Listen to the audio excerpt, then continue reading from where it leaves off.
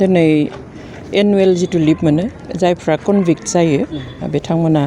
बोसोरथाम कमप्लिट थाखांनायनि उनावहाय बोसोरफ्रोमबो लिभ मोनो एबा सुटि मोनो बे सुटियाव फैदों गिबि बोसोर सुटि होयोब्ला 20 साननि थाखाय होयो थांनाय बोसोराव 20 साननि थाखाय फैदोंमोन देग्लायनिफ्राय बिथाङा बोसोरफ्रोमबो 30 सान बेबायदि सुटि मोनगोन बेनि थाखाय जों न'खरनिफ्राय एप्लाइ खालामनो नांगौ जों बेखौ एप्लाइ खालामदोंमोन जुलाइ मासावनो गासैबो फर्मेलिटिसआ जाजोबबायमोन खिन्थु 15 आगस्ट एबा उदांस्रि सान थानायखाय हरथ'वाखैमोन एप्रुभ जाब्लाबो दा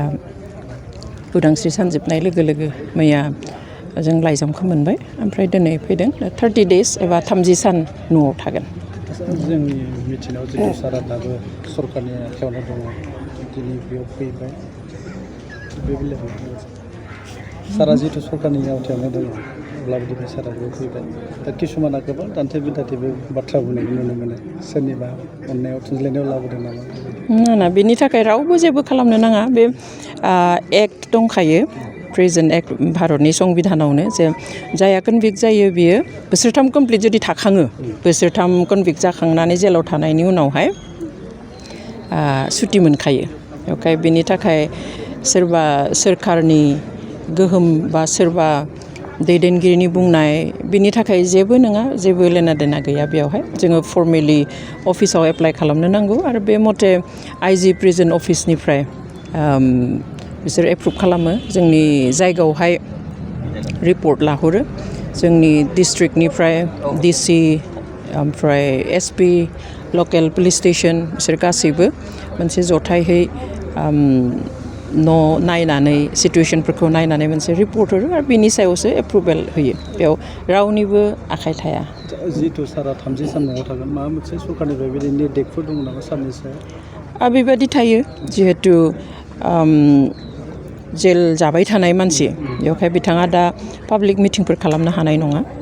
आरो डिस्ट्रिक्टनि बाहेराव गुबुन डिस्ट्रिक्टआव थांनोब्ला जोंनि उदालगुरिनि बाहेराव थांनोब्ला बिथाङा डिस्ट्रिक्ट अथरिटि उदालगुरि डिस्ट्रिक्ट अथरिटिनो इनफरमेसन होनांगोन बेनि उनाव थांनो हागोन स' आरो बिदि गुबुन मिटिं सिटिंबो गानो हानाय नङा दुलाराय बर' रायजोआनो दिनै सारजों दङ जितु सारनि थाखाय मालाबा आर'जबो गाबो गोग्गो देहानि थाखाय दाबायदियाव सारनि देहाया मा अबस्थायाव देहायाथ' थिगैनो दङ गेजेरावहाय एसे फिसा बिला प्रब्लेम जादोंमोन खिन्थु दा थिगैनो दं आसा खालामो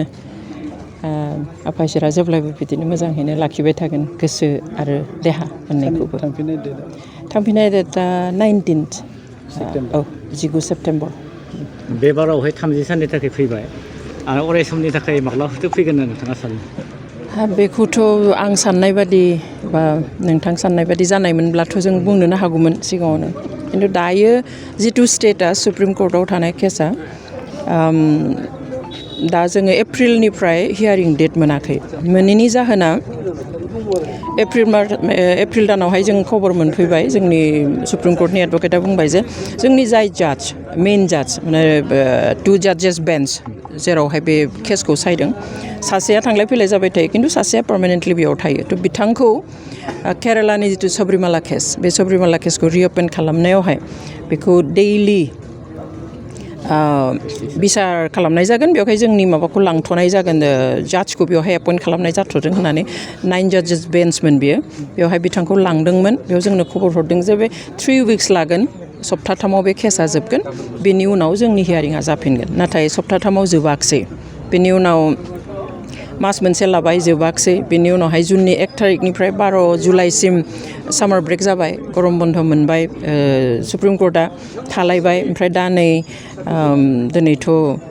20 जाफैबाय दासिम हियारिंनि लिस्टेड जाथ'वाखै दोनथ'नाया गेजेराव जोंनि जाजखौ सबरिमाला केसाव एपइन्ट खालामनायनि थाखाय दोनथ'दोंमोन खिन्थु जों आसा खालामो थाबैनो जोङो आरो हियारिंनि थाखाय माने डेट मोनगोन होननानै जोङो आसा खालामो थेंक इउ